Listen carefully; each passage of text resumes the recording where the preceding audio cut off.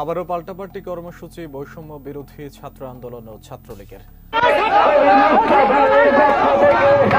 31শে December অর্থাৎ আগামীকাল নতুন কর্মসূচির ঘোষণা দিলেন বাংলাদেশ আওয়ামী লীগ।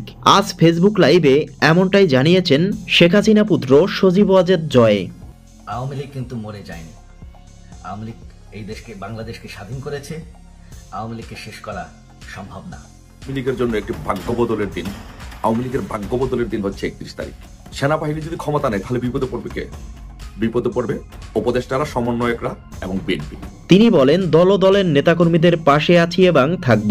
আওয়ামী লীগ দলের জন্য সবকিছু করতে পারে। 31শে ডিসেম্বর আওয়ামী লীগের নতুন অধ্যায় তৈরি হবে। তিনি আওয়ামী লীগ কর্মীদের উদ্দেশ্য করে বলেন, যে যেখান থেকে পারেন প্রতিবাদ করুন। বাংলাদেশ থেকে অপশক্তিকে রুখে দিতে হবে। এদিকে আজ সন্ধ্যার পর থেকেই জয় বাংলা স্লোগানে মুখরিত রাজপথ।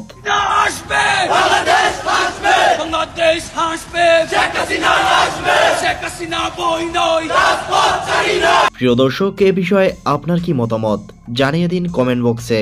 এছাড়া ভিডিওটি ভালো লাগলে একটা লাইক দিয়ে চ্যানেলটি সাবস্ক্রাইব করে পাশে থাকুন।